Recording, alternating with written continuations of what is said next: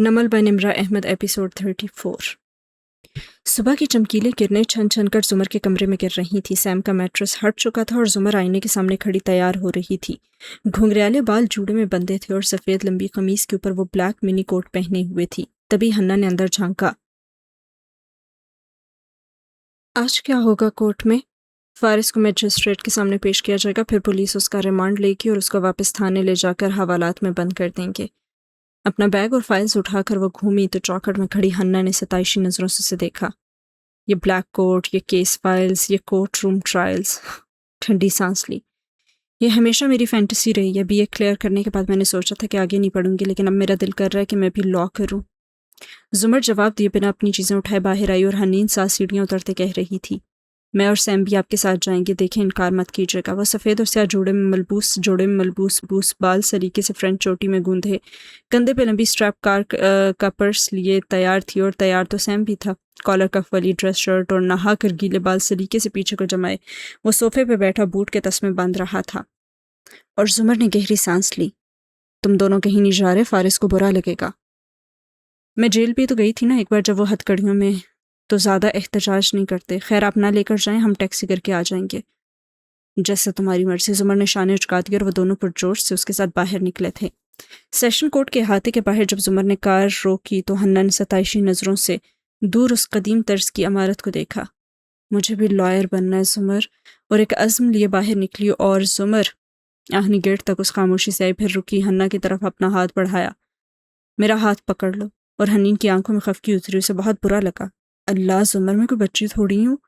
زمر کچھ کہتے کہتے رکی اور پھر سر جھٹک کر آگے بڑھ گئی، اور دونوں اس کے دائیں بائیں ساتھ چلتے آئے، اور گیٹ کے اندر سیم مردوں والے حصے سے گزر گیا اور وہ خواتین کی تلاشی والے کمرے سے گزری، اور سامنے کچہری کے وسیع میدان نظر آ رہے تھے، کہیں سبزہ کہیں عمارت۔ حنین نے قدم بڑھایا تو دل جوش سے بھر گیا، اور پہلی دفعہ کورٹ جا رہی تھی۔ واؤ! ماموں کی گرفتاری اور متوقع ڈانٹ کا احساس بھول گیا اسے۔ چندی قدم کا راستہ طے کر کے حنین کو احساس ہوا کہ وہاں بہت لوگ تھے، اکثریت براق چمکتی سفید شرٹ اور سیاہ ٹائی اور سیاہ کوٹ والے تیز سے چلتے وکلاء کی تھی۔ لوگ آ جا رہے تھے تیز تیز، ہر قدم کے ساتھ رش بڑھتا جا رہا تھا۔ عورتیں کم تھیں تو وہی سیاہ کوٹ سفید دوپٹے والی جو بڑے بڑے مزے سے کہیں بیٹھی تھیں یا چل رہی تھیں، اور مردوں کی طرح اونچے کہکہے لگا رہی تھیں، اور وہ تینوں قدم قدم آگے بڑھاتے جا رہے تھے۔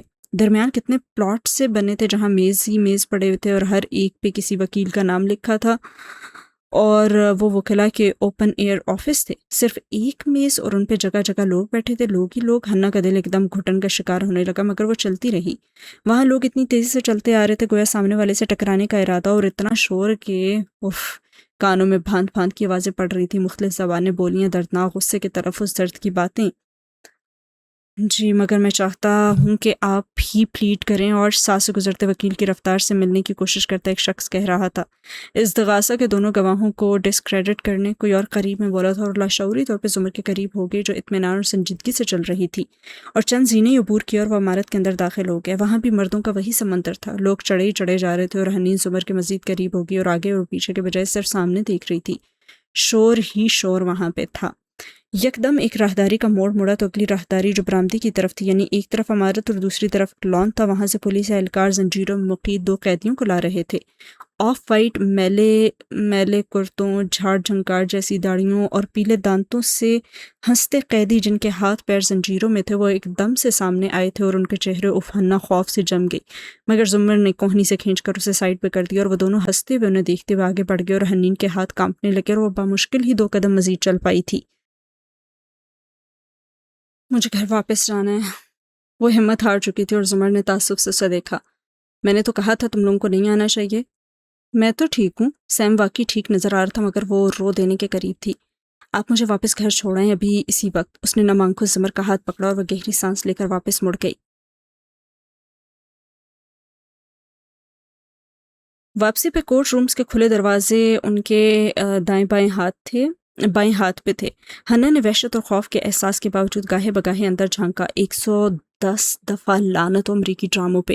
وہ کورٹ رومز بالکل بھی امریکی ڈراموں جیسے نہ تھے۔ ہاں بھارتی فلموں سے تھوڑی بہت مشابہت رکھتے تھے، مگر بھارتی فلموں والے کورٹ رومز گندے، میلے اور لوگوں سے کھچا کھچ بھرے ہوتے تھے۔ یہ تو صاف ستھرے تھے۔ لکڑی کا کام بھی سنہرا چمکدار تھا، مگر ڈراموں فلموں کے برعکس ان میں وہ کرسیوں کی لمبی لمبی 2 قطاریں نہیں تھیں، بلکہ کرسیاں تو صرف 2-3 ہی پڑی تھیں۔ باقی اوپر جج کا بینچ اور دونوں طرف کٹہرے بنے تھے اور شور ہی شور تھا، اور ڈراموں والی پرتقدس خاموشی تو ناپید ہی تھی۔ کار میں واپس بیٹھتے ہوئے اس نے زمر سے کہا تھا، میں بالکل بالکل بالکل بھی وکیل نہیں بننا چاہتی، اور خفکی سے اندر بیٹھ کر دروازے لاک کر دیے اور سیم کو بھی اندر بٹھا دیا، اور وہ ناخوش تھا مگر اسے اپنی بہن کا خیال رکھنے کے لیے وہاں بیٹھنا تھا کیونکہ وہ گھر کا بڑا مرد تھا۔ زمر بار بار گھڑی دیکھتے جب واپس آئی تو میجسٹریٹ کے کمرے کے باہر اسے احمد کھڑا نظر آیا۔ اس نے بھی زمر کو دیکھ لیا تھا، سو تیزی سے قریب آیا۔ مسز زمر، وہ فکر مند لگ رہا تھا۔ میں نے بہت کوشش کی مگر I'm so sorry، میں پرچہ کٹنے سے نہیں روک سکا۔ ہوا کیا ہے؟ اس کو پھر سے فریم کیا کہ مرڈر کیس ہے اور اس کے پاس ایلیبائی بھی نہیں ہے۔ اوہو، وہ ادھر ادھر متلاشی نظروں سے دیکھتا جا رہا تھا اور زمر کو معلوم تھا کہ اسے کس کا انتظار ہے۔ احمد، آپ کے یہاں رکنے کا کوئی فائدہ نہیں ہے۔ وہ میرا دوست ہے، زمر نے گہری سانس لی۔ فی الحال وہ ایسا نہیں سمجھتا۔ احمد نے آئیبرو تعجب سے بھینچا اور جواباً جتنے مختصر الفاظ استعمال کر سکتی تھی کر کے ساری کتھا سنا ڈالی، اور احمد کی فکر مندی پریشانی میں بدلی۔ جی میں نے یہی کہا تھا ہوٹل والوں سے کہ میں جسٹس ڈپارٹمنٹ سے ہوں، اور کیا کہتا؟ اس روز وہ ہارون صاحب کی رہائش گاہ پہ آیا تھا تو اس نے مجھ سے سوال جواب کیے تھے، میں نے محتاط جواب دیے، جھوٹ نہیں بولا۔ اور ہاں، آپ نے مجھے ٹیکسٹ بھیجا تھا کہ آپ کو کال کروں۔ Guess what? وہ ٹیکسٹ میں نے صبح دیکھا کیونکہ وہ مجھ سے پہلے فارس کھول چکا تھا، اور اس کی ٹون نہ چاہتی ہوئی ملامتی ہوگی۔ ایسی کیا خاص بات تھی؟ اور احمد ایک دم شرمندہ ہو گیا تھا۔ وہ تو کچھ بھی نہیں تھا، ذرا ٹھہر کر بتانے لگا، میں شادی کر رہا ہوں فاطمہ سے، کیمپین ٹیم میں میرے ساتھ کام کرتی ہے، میں اسے منگنی کا کیا تحفہ دوں یہی پوچھنا چاہتا تھا۔ پلیز برا مت مانیے گا، نہ میں آپ کا کوئی کلیگ ہوں نہ ہی دوست، مگر آپ سے زیادہ میرے حلقہ احباب میں کوئی سوفسٹیکیٹڈ بھی نہیں ہے، صرف اسی لیے میں غازی کو وضاحت دے دوں گا۔ اور زمر بس اس کو دیکھ کر رہ گئی۔ خیر مبارک ہو آپ کو، مگر اس وقت آپ کو دیکھ کر وہ کچھ الٹا سیدھا بول دے گا، آپ ابھی چلے جائیں، جب وہ ٹھنڈا ہو جائے گا تو میں آپ کی ملاقات کروا دوں گی۔ اور وہ متعامل متذبذب سا لوٹ گیا۔ زمر کافی دیر اس راہداری میں کھڑی رہی، لوگ اسی طرح آ جا رہے تھے اور وہ ویران اداس نظروں سب کو دیکھتی رہی۔ ذہن بار بار اس کینڈل لائٹ ڈنر میں جا رہا تھا اور اس کی سلگتی باتوں پہ بھٹک جاتا، مگر نہیں، ابھی یہ سب نہیں سوچنا تھا۔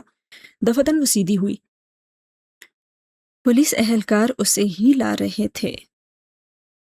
رات والی جینز اور گرے شرٹ میں ملبوس تھا، ایک رات میں شیپ بڑی لگ رہی تھی، اور زمر کو دیکھ کر اس کی سنہری آنکھیں سکڑی اور میں چبھن اتری، مگر منہ میں کچھ چباتا وہ آگے بڑھتا رہا۔ وہ ہلکا سے مسکرائے مگر اگلے ہی پل مسکراہٹ غائب ہو گئی۔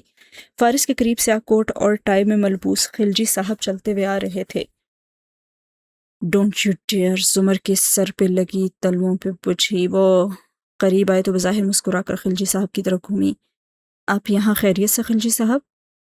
یہ میرے وکیل ہیں، وہ چپتی آنکھیں زمر پہ جمائے بولا، اور زمر نے سلگتی نظروں سے دیکھا مگر مسکراتے ہوئے بولی، آخری اطلاعات تک تمہاری وکیل میں تھی۔ خلجی صاحب فون پہ بات کر رہے تھے، سر کے اشارے سے اسے سلام کیا اور فارس چند قدم چل کر اس کے بالکل مقابل آ کر کھڑا ہوا۔ جتنی اجازت اس کی زنجیر اس کو دیتی تھی اور اس کی نگاہوں میں جھانکا۔ زمر بی بی، مجھے آپ سے کسی اچھائی کی امید نہیں ہے، دبی سرگوشن بولا۔ وہ اس سے لمبا تھا، زمر کو چہرہ اٹھا کر اس کی آنکھوں میں دیکھنا پڑا۔ ان سے ہے؟ وہ میرے ساتھ وفادار ہیں، چبا چبا کر الفاظ ادا کیے۔ اچھا، زمر دانت پہ دانت جما کر مسکرائے، پھر سر کو خم دیا اور وہاں سے ہٹ گئی، اور خلجی صاحب فون بند کر چکے تھے اور اب اس سے حال احوال دریافت کرنے لگے، اور وہ جواب دیتی چند قدم آگے چلی گئی اور پھر مزید چند قدم، اور یہاں تک کہ وہ دونوں فارس کی حد سماعت سے دور ہو گئے، اور وہ تیکھی نظروں سے ان دونوں کو باتیں کرتے ہوئے دیکھتے لگی۔ چند منٹ پر وہ واپس اس کی طرف آئے اور خلجی صاحب نے خوشگوار انداز میں زمر کو دیکھتے ہوئے فارس کو مخاطب کیا، تم فکر نہ کرنا زمر، اچھے سے سب ہینڈل کر لیں گی، میں پھر اپنے آفس کی طرف جاتا ہوں۔ فارس کا شانہ تھپکا اور زمر کو گرم جوشی سے الوداع کہہ کر وہ آگے چلتے گئے، اور زمر نے مسکرا کر فارس کو دیکھا۔ وفادار؟ ہاں؟ کیا کہا ہے آپ نے ان سے؟ وہ خشک انداز میں بولا تھا۔ بلکہ کس چیز سے بلیک میل کیا ان کو؟ ایک یہی کام تو آتا ہے آپ کو؟ جب تم 4 سال جیل میں لوگوں سے جھگڑ کر اپنے لیے دشمن بنا رہے تھے نا، تو میں ایک سیاسی عہدے پہ کام کر رہی تھی۔ یہاں لوگ میری بات ٹالا نہیں کرتے۔ وہ بھی اتنی تلخی سے بولی تھی۔ ہاں، میں نے تم سے چند جھوٹ بولے تھے، احمد کو بھی ہائر کیا تھا، لیکن تمہارے خلاف نہیں۔ میں نے ایسا کچھ نہیں کیا جو تم سمجھ رہے ہو۔ دیکھو ابھی بہت وقت کم ہے، تمہارا نام ابھی بھی پکارا جائے گا، اس وقت کو لڑنے میں ضائع مت کرو، ویسے بھی زیادہ سے زیادہ 3 ہفتے بعد ٹرائل شروع ہو جائے گا، تم ان 3 ہفتوں میں جتنے وکیل ڈھونڈ سکتے ہو ڈھونڈ لو، میں کسی ایک کو بھی تمہاری طرف نہیں رہنے دوں گی، اس لیے ان 3 ہفتوں کے لیے مجھے اپنا وکیل رہنے دو۔ جس دن ٹرائل شروع ہوا اس دن تم فیصلہ کر لینا، مجھے فائر کر دینا، میں چلی جاؤں گی، لیکن اس سے پہلے نہیں، اوکے؟ غصے اور سمجھانے والے ملے جلے انداز میں بول کر چپ ہوگی تو وہ بھی چند لمحے سوچتا رہا۔ آپ کو اگر میرا وکیل رہنا تو ایک کام کریں، اور زمر گہری سانس بھر کر رہے گی، کہو۔ شزا ملک، وہ لڑکی ASP کی کزن اور سالی، وہ 2 دن پہلے کوما سے نکل آئی ہے، سو آپ نے سمر کو یقینی بنانا ہے کہ وہ نیاز بیگ کو جیل سے نکلنے نہ دے۔ کیسے؟ میرا سر درد نہیں ہے۔ حکم صادر کر کے وہ پلٹ کے اور زمر اسے دیکھ کر رہ گئی اور راہداری میں بھانت چھاند کی بولیاں ہنوز گونج رہی تھیں اور سین ہوا ختم۔ گولف کلب کی سبزہ زاروں پہ زمردی قالین سا چڑھا لگتا تھا، فضا میں آتے آتے سرما کی مہک تھی، گھاس بھی گویا لمبا لیٹا یا نرم گرم دھوپ سینک رہا تھا۔ وہ دونوں گھاس پہ آگے چلتے جا رہے تھے اور ہارون نے ٹی شرٹ کے اوپر پی کیپ اوڑھ رکھی تھی اور جواہرات نے گھٹنوں تک آتا سادہ کرتا پہن رکھا تھا اور بال جوڑے میں بندھے تھے۔ اتنے کیجول ہونے میں بھی وہ نازک اور خوبصورت لگ رہی تھی، اور پچھلے ماہ اس نے آنکھوں کا کاسمیٹک سرجری بھی کروا لی تھی، آئی لڈ لفٹ، جس سے اس کی آنکھیں زیادہ بڑی اور گہری لگنے لگی تھی۔ میں تمہیں آج بھی پہلے کی طرح گولف میں ہرا سکتا ہوں، مسکرا کر اس کے چہرے کی طرف دیکھ کر وہ بولا۔ برسوں پہلے میں ایک بے وقوف لڑکی تھی جو تمہاری باتوں میں آ کر تمہارے ساتھ زندگی گزارنے کے خواب دیکھنے لگی تھی، وہ بھی تپانے والی مسکراہٹ کے ساتھ بولی تھی۔ اور ہارون ٹھہر گیا، اس کو قدر افسوس سے دیکھا۔ یہ رشتہ ختم کرنے میں تم نے ہی پہل کی تھی، اتنے دنوں بعد تم نے بالآخر یہ ذکر چھیڑ ہی دیا تو اپنی تصحیح کر لو۔ ہارون وہ سینے پہ بازو لپیٹے اس کے سامنے آئی اور سرد مسکراہٹ کے ساتھ اس کی آنکھوں میں جھانکا۔ ہمارے درمیان کبھی کوئی رشتہ تھا ہی نہیں، تم اور میں اچھے دوست ہیں، بلکہ دوستوں سے بڑھ کر تھے۔ پھر ہم نے شادی کا فیصلہ کیا اور ہمارے خاندان کو اس پہ اعتراض نہیں تھا، اور پھر تم نے مجھے ٹھکرا کر اورنگزیب سے شادی کی تھی۔ یہ وہ چوائس تھی جس پہ میں پچھلے 38 سال سے پچھتا رہی ہوں ہارون، لیکن یہ مت بھولنا کبھی کہ میں نے تمہیں اس لیے ٹھکرایا کیونکہ تم اپنی ایرانی کزن کے ساتھ انوالو تھے، اور تم جانتے ہو کہ میں تمہاری بے وفائی سے واقف ہو گئی تھی، پھر بھی تم کتنے دھڑلے سے میری آنکھوں میں دیکھ کر مجھ سے شکوہ کر لیتے ہو کہ میں نے تمہیں ٹھکرا دیا۔ ملکہ کی اٹھی گردن و مسکراہٹ ہنوز برقرار تھی اور ہارون نے گہری سانس لی۔ تمہیں اتنی پرانی باتیں بھی یاد ہیں؟ اورنگزیب کی موت کے بعد ان 2 سالوں میں 1 سال 10 ماہ میں، اس نے مکانیکی انداز میں تصحیح کی، مگر وہ کہہ رہے تھے کتنی دفعہ میں نے چاہا کہ ہم کم از کم دوستی کے رشتے میں پھر سے منسلک ہو جائیں، لیکن تم ہر دفعہ پرانی باتوں کو کیوں درمیان میں لے آتی ہو؟ ہارون وہ ایک دم قدم آگے ہوئی اور شیرنی جیسے آنکھیں اس کی آنکھوں میں ڈالی۔ تم میرے صرف دوست نہیں بننا چاہتے، میں جانتی ہوں تمہارے پاس ہم سے زیادہ دولت ہے، لیکن ہمارے پاس تم سے زیادہ طاقت ہے۔ ہم دونوں کو ایک دوسرے کی ضرورت ہے، اس لیے ہم ساتھ کام کر رہے ہیں، لیکن میرا اعتماد تم کئی برس پہلے کھو چکے۔ اگر تمہیں دوبارہ سے مجھ سے کوئی تعلق استوار کرنا ہے تو اس کے لیے تمہیں میرا اعتماد چاہیے، اور اعتماد میں بھیک میں تو نہیں دیتی، اسے تمہیں کمانا ہی ہوگا۔ اور پھر دلکشی سے مسکرائی۔ سو محنت کرو ہارون، شاید کہ تم کھویا ہوا اعتماد کما لو۔ پھر سر کے خم سے اشارہ کیا اور ملازم فوراً حاضر ہوا اور تابعداری سے آگے ہوا، اور ہارون صرف مسکرائے اور کھیل کی طرف متوجہ ہو گیا، اور دور دور تک پھیلے سبزے کا ہر تنکا دلچسپی سے یہ کھیل دیکھنے کے لیے منتظر تھا، اور سین ہوا ختم۔ اینکسی تک واپس جاتے ہوئے زمر ان دونوں کو بتا رہی تھی 5 دن کا جسمانی ریمانڈ مل گیا پولیس کو، 14 دن تک وہ اس میں توسیع کرواتے رہیں گے اور پھر فارس کو جوڈیشل کرا دیا جائے گا، یعنی کہ اس کے پوچھنے سے پہلے بتانے لگے اس کو جیل بھیج دیا جائے گا اور باقاعدہ مقدمہ شروع ہوگا۔ پہلے پروسیکیوٹر اپنے دلائل دے گا، پھر ہم دیں گے، پھر پروسیکیوٹر اپنے گواہ پیش کرے گا، پھر ہم کریں گے۔ اس کارروائی میں عرصہ لگ جاتا ہے، لیکن سب سے اچھی بات یہ ہے کہ جج مقدمے کے دوران کسی بھی دن کسی بھی وجہ سے ملزم کو بری کر سکتا ہے۔ بے گناہ ثابت کرنا گنہگار ثابت کرنے سے زیادہ آسان ہوتا ہے۔ دونوں جواب میں کچھ نہ بولے، مگر گھر کے دروازے پہ پہنچ کر حنا کے منہ سے اوہ نکلا اور زمر کا ایک دم دل بیٹھ گیا۔ ندرت کی کار جس میں صداقت ان کو ڈرائیو کر کے گاؤں لے گیا تھا وہ وہاں کھڑی تھی، ایک دریا کے پار ایک دریا کا سامنا۔ زمر نے لاؤنج کا دروازہ کھولا، سامنے بڑے ابا فکر مند بیٹھے تھے اور ندرت پریشان لگ رہی تھی، اور زمر نے فون بند کر رکھا تھا اور حنا اپنا فون گھر چھوڑ گئی تھی، اور یقیناً انہوں نے کئی کالز کی ہوں گی۔ زمر ندرت گھٹنوں پہ ہاتھ رکھ کر پریشانی سے اٹھی۔ فارس کو کیوں لے کر گئی ہے پولیس؟ جیسے ہی جواہرات نے بتایا ہم فوراً آ گئے۔ یا اللہ، یہ مسز جواہرات بھی نا۔ حنین غصے سے بڑبڑاتی ہوئی آگے اور ندرت کو شانوں سے تھام کر واپس بٹھا لیا۔ زمر بتاؤ کیا ہو رہا ہے یہ سب؟ ابا بھی بے چین تھے اور وہ تھکی تھکی سی سامنے بیٹھی اور تفصیل تسلی امید سے سب بتانے لگی، اور ندرت بے ساختہ ہی رونے لگی تھی۔ اس ملک میں کوئی قانون کوئی دستور تو ہے ہی نہیں، جب دیکھو میرے بھائی کو مقدمات میں پھنساتے رہتے ہیں، اللہ غارت کرے ان لوگوں کو۔ آمین۔ حنا بھی بڑبڑائی تھی اور اس آمین کہنے میں بھی دل ٹوٹ کر 100 بار اس کا جڑا تھا، اور ندرت کو حنا اوپر کمرے میں لے گئی اور باقی سب بھی بکھر چکے تھے اور وہ دونوں اکیلے رہ گئے، تو ابا نے آہستہ سے اس سے پوچھا کیا وہ باہر آ جائے گا؟ مجھے واقعی نہیں پتا ابا۔ وہ سیڑھیوں کی طرف بڑھ گئی اور ابا غمگین سے بیٹھے اس کے چہرے پہ اس کے لہجے پہ غور کرتے رہ گئے، اور سین ہوا ختم۔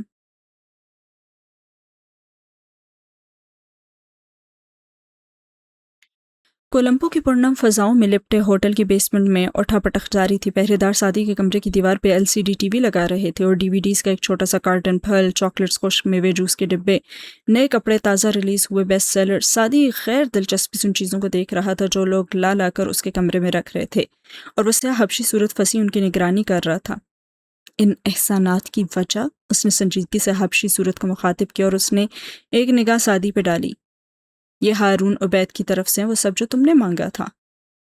जिससे मांगा था वही देता तो अच्छा था। वो बेजार से उठकर लाउंज नुमा कमरे में आ गया। किसी ने उसे रोका नहीं। वो उस कंपाउंड में अब चल फिर सकता था, इजाजत मिल गई थी। वो अभी वहीं बैठा था कि यकदम फंसी उसके कमरे से बाहर निकला और किलिंग फिल्म में लिपटी चीज़ें मेज़ पे रखी। सादी मुंजमद हो गया। अंदर उसका लाइटर था, कांटा था, चंद कील वगैरह थे, और निगाहें उठाकर फंसी को देखा।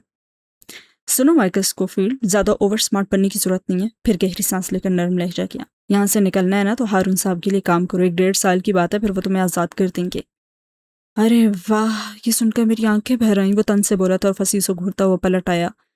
मेरी साथ ही आकर बैठी, और जब वो दोनों तन्हा रह गए तो नवाजाशात की बाबत धीमी सरगोशी में बताने लगा। ये सब मिस आबदार ने भेजवाया है। पहली की तरह वो अब सख्त नहीं रही थी, शायद लंबी कैद से तंग आ गई थी, मगर उस लड़की से बच कर रहना। एक और गुड कॉप, उसने शाने उचकाए। नहीं सादी, वो उसको समझा नहीं पा रही थी। वो बुरी नहीं है, मगर वो बहुत चालाक है। दरअसल वो खतरनाक है। देखो, उसने बाप को मिसेज जवाहरात ने शादी के लिए ठुकराया था, मगर उन दोनों के दरमियान अब भी बहुत कुछ बाकी है। दोस्ती, कारोबार, चिंगारियाँ। उस सांस लेकर रुकी। सादी बेदिली सुन रहा था। और आबदार है तो बहुत अच्छी, मगर मैं उसके साथ हमेशा गैर आरामदेही रहती हूँ। उसने अपनी माँ को कम उम्री में खोया था, फिर अमेरिका चली गई। सुना है वहाँ एक दफ़ा ये डूबने लगी तो हाशिम ने इसकी जान बचाई थी। तब हाशिम की शादी को शायद 1 साल हुआ था। उस दिन के बाद उसका दिल शहरी से उचाट हो गया। उससे शहरी में सिर्फ खामियां ही नजर आती थी, मगर मैं गवाह हूँ हाशिम ने उससे बेवफाई नहीं की। निभा की भी कोशिश की, मगर आबदार वह हाशिम के दिल में रहती है। इसीलिए इससे दूर रहना सादी। अच्छा, तो फिर हाशिम ने इससे शादी क्यों नहीं की?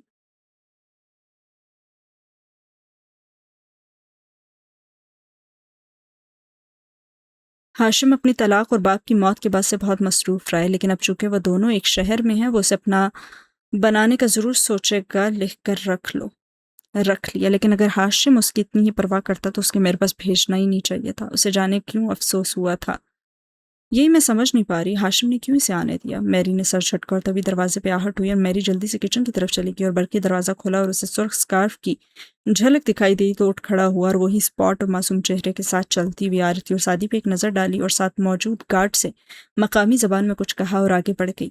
चंद लम्हों बाद वो गार्ड की मैयत में उसी 2 कुर्सियों वाले कमरे में दाखिल हुई तो अबदार सीने पे बाजू लपेटे इधर उधर टहल रही थी। आईब्रो से गार्ड को जाने का इशारा किया और दरवाज़ा बंद करके चला गया तो उसकी तरफ घूमी। तुमने कहा अल्लाह ने किसी आदमी के सीने में 2 दिल नहीं बनाए। तुमने ठीक कहा था। आदमी के पास एक ही दिल होता है, मगर मैं आदमी नहीं हूँ। मतलब? वो मुश्तबा नजरों से उसको देख रहा था जो दरवाजे की तरफ पुश किए खड़ी थी। Door number 4। मुझे कर्नल खावर की मदद करनी है, सो मुझे तुम्हारे वकील का नाम चाहिए। अगर तुम मुझे बता दो तो मैं तुम्हारी मदद भी करूंगी, क्योंकि मेरे 2 दिल हैं। मैं गैर जानिबदार हूँ। और तुम मेरे लिए क्या करोगी? वो अपनी मशकूक नजरें उस पर जमाए हुए था। ये फारिस गाजी ने तुम्हारे लिए भेजा है। उसने सीने पे लपेटे बाजू खोले और एक हाथ में पकड़ा तयशुदा कागज दूर से दिखाया। वो उससे चंद कदम के फासले पे खड़ी थी। मैं कैसे यकीन कर लूं कि तुम झूठ नहीं बोल रही? मेरी शक्ल पे लिखा है कि मैं झूठ नहीं बोल रही। खैर, तुम उसकी लिखाई पहचान लेना, ये उसी ने लिखा है। लेकिन कागज वाला हाथ पहलू में गिरा लिया। मैं तुम्हें ये तब दूंगी जब तुम मुझे वकील का नाम बताओगे। और सादी की आंखों पुतलियां सुकेड़े कितनी लम्बे से देखता रहा। फारिस गाजी को मालूम है मैं कहाँ हूँ, किसके पास हूँ? उसको सब मालूम है। अब नाम बताओ। वो जैसे फैसला करके आई थी। तुम सच कह रही हो। ठीक है, उसने गहरी सांस ली। लेकिन मैं वकील का नाम सिर्फ हाशिम को ही बताऊंगा। हाशिम दरमियान में कहाँ से आ गया? उसने आईब्रो नाखुशी से भींचे। दरमियान में नहीं, सादी ने उसे गौर से देखा। वो इस वक्त तुम्हारे पीछे खड़ा है। आबदार करंट खाकर दरवाजे की तरफ पलटी। वहां कोई नहीं था, लेकिन इससे पहले कि वो संभलती, सादी ने एकदम झपट कर उसके हाथ से कागज खींच लिया। सब इतनी तेजी से हुआ कि उसने अगले ही लम्हे खुद को शशदर और खाली हाथ खड़े पाया। कैद खाना इंसान को बहुत कुछ सिखा देता है मिस। महजूज सा मुस्कुरा कर वो चंद कदम पीछे हटा और कागज खोल कर एक नज़र उन पे डाली। फिर निगाह उठा कर देखा और वो शौक से निकल आई थी और गुस्सा उसकी आंखों में भरा था। वापस करो। गार्ड्स को बुला लो, वही मुझसे छीन सकते हैं अब ये। ओके फाइन, अब तुम्हें ये मिल गया, अब मुझे नाम बता दो। जरा बेबसी भरी खफकी से सीने बाजू लपेटे हुए बोली। और सादी ने एक दफ़ा फिर उन हरूफ को बड़ा कुछ देर सोचता रहा और फिर कागज उसकी तरफ बढ़ा दिया। میں نے کہا نا ہاشم کو بتا دوں گا نام تو اسی کو ہی بتاؤں گا۔ اور آبی نے آہستہ سے کاغذ کو تھاما، کچھ دیر لب کاٹتی رہی اور غصہ قدرے کم ہوا۔ تمہیں سمجھ آ گیا وہ تمہیں کیا کہنا چاہتا ہے؟ ہمن کا کیا مطلب ہے؟ حیرت سے اس نے پوچھا۔ خودکشی، وہ جل کر بولا تھا اور اس پیغام پہ جیسے اسے غصہ ہی آیا تھا۔ اس نے کہا تھا یہ تمہاری آزادی کا پروانہ ہے۔ ان کا دماغ خراب ہے۔ آبدار چند قدم کا فاصلہ عبور کر کے اس کے سامنے آ کھڑی اور اس کی آنکھوں میں دیکھا۔ اس آدمی کا دماغ ہرگز خراب نہیں ہے۔ تم نہیں جانتی فارس قاضی کو، وہ جھلایا تھا۔ وہ ہاتھوں سے سوچتے ہیں، ان کا غصہ ان کی ججمنٹ کو دھندلا دیتا ہے، اسی لیے ہمیشہ مصیبت میں پھنس جاتے ہیں۔ وہ کچھ نہیں کر سکتے۔ میں یہاں اتنے مہینے سے قید ہوں، ان کو معلوم ہے میں کہاں ہوں، پھر بھی مجھے بچانے نہیں آئے۔ وہ شکوہ کر گیا تھا۔ سعدی یوسف، مجھے نہیں پتا تم انسانوں کو کتنا پہچانتے ہو، لیکن میں ایک عامل تنویم ہوں۔ مجھے انسانوں کو پڑھنا آتا ہے، اور جس فارس قاضی سے میں ملی تھی وہ ویسا نہیں ہے جیسا تم اس کو جانتے ہو۔ شاید وہ کبھی ویسا رہا ہو، لیکن اب نہیں ہے۔ مجھے نہیں پتا ان حروف کا کیا مطلب ہے، لیکن تمہیں ایک بات ذہن میں بٹھا لینی چاہیے۔ اس کی بھوری آنکھوں کو دیکھتے ہمدردی سے آواز آہستہ کی، تمہیں یہاں سے نکالنے کوئی نہیں آئے گا، نہ میں، نہ فارس قاضی، نہ تمہارے خاندان میں سے کوئی اور۔ تمہیں یہاں سے صرف ایک ہی شخص نکال سکتا ہے، اور اس کا نام ہے سعدی یوسف۔ تمہیں اپنے آپ کو خود ہی ریسکیو کرنا ہوگا۔ آپ کی گارڈز کی مہربانی سے انہوں نے میری لاک پک بھی آج چھین لی ہے۔ لاک پک؟ اس نے آنکھیں اس کی تعجب سے پھیلیں۔ تمہیں لگتا ہے یہ لاک پک سے کھلنے والے دروازے ہیں؟ یہاں ریٹینا سینسرز لگے ہیں سعدی یوسف، ان کو یہ گارڈز بھی نہیں کھول سکتے۔ ویسے میں نے تمہاری پروفائل پڑھی تھی جو فصیح نے بنا کر دی تھی۔ تم سعدی، تم فارس قاضی نہیں ہو جو ہر لاک کھول لو گے یا ان گارڈ سے ہاتھا پائی کر کے یہاں سے بھاگ جاؤ گے۔ نہ تو تمہیں لڑنا آتا ہے، اور نہ ہی گن چلانی آتی ہے، اور نہ ہی ان دروازوں کے لاکس کھولنے آتے ہیں۔ فصیح نے بتایا تم نے ہاشم کے ڈاکیومنٹس بھی چرائے تھے، مگر تم کمپیوٹرز میں بھی اتنے اچھے نہیں ہو، ان کی انکرپشن کو بھی نہیں کھول سکے۔ نہ ہی تم اچھے بلیک میلر ہو، اور نہ ہی پڑھائی میں تم کو بہت اعلیٰ وارفے تھے۔ وہ ٹیلنٹ جو تمہارے ارد گرد کے لوگوں کے پاس ہے وہ تمہارے پاس نہیں ہے۔ اور سعدی کی آنکھوں میں شدید ناگواری ابھری۔ سو تمہارا مطلب ہے مجھے کچھ نہیں آتا؟ ایکچولی جب تمہارے باپ نے مجھے قید نہیں کیا تھا اور میں اپنی دنیا میں رہتا تھا، تب لوگ مجھے بہت پسند کرتے تھے۔ کبھی سوچا لوگ تمہیں کیوں پسند کرتے تھے؟ ہر شخص کے پاس ایک خاص ٹیلنٹ ہے۔ تم لاک پکس جمع کرنا چھوڑ دو، کیونکہ وہ تمہارا ٹیلنٹ نہیں ہے۔ تمہیں ایک ہی چیز کرنی آتی ہے زندگی میں، اور اس چیز کی وجہ سے تمہیں لوگ پسند کرتے ہیں۔ اور سعدی کے آئیبرو تعجب سے اٹھے۔ کیا؟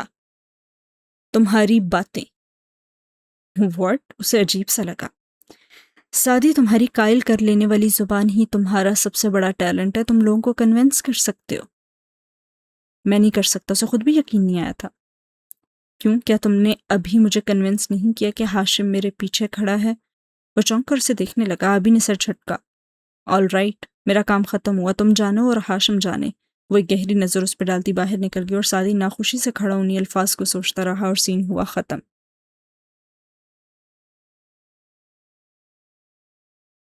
اکتوبر کے وسط سے موسم بدلنے لگا تھا اور سرما کی پہلی دستک سنائی دے رہی تھی، مگر تھانے کے اندر وہی خوف، وحشت اور تشدد کا موسم تھا۔ وہ ایک کمرے میں کرسیوں پہ بیٹھے تھے۔ زمر کی وجہ سے اس کو چند سہولتیں مل جاتی تھی، جن میں یہ وقت بے وقت کی ملاقاتیں بھی تھیں۔ وہ خاموش، سنجیدہ سا پلکے سے کوڑ کر احمر کو دیکھ رہا تھا، جبکہ وہ وضاحت دے رہا تھا۔ دیکھو مسز زمر نے واقعی مجھے ہائر کیا تھا، لیکن تمہیں پھنسانے کے لیے نہیں۔ میں کلائنٹ پریویلیج کے تحت تمہیں نہیں بتا سکتا۔ کیوں ہائر کیا تھا اس نے تمہیں؟ اس کی چپتی نظریں احمر پہ جمی تھیں۔ وہ تو میں تمہیں اب بھی نہیں بتا سکتا، کیونکہ یہ ورک ایتھکس کے خلاف ہے۔ اگر یہ تب غلط تھا تو اب بھی غلط ہے۔ وہ بتا دیں تو الگ بات ہے، لیکن مجھے ہماری دوستی بہت عزیز ہے، اس لیے میری طرف سے اپنا دل صاف کر لو۔ کر لیا؟ اور کچھ؟ اس کا لہجہ ٹھنڈا اور نگاہیں ویسی ہی پرتپش تھیں، اور احمر گہری سانس لے کر پیچھے کھڑا ہوا اور پھر سوچتے ہوئے کندھے اچکائے۔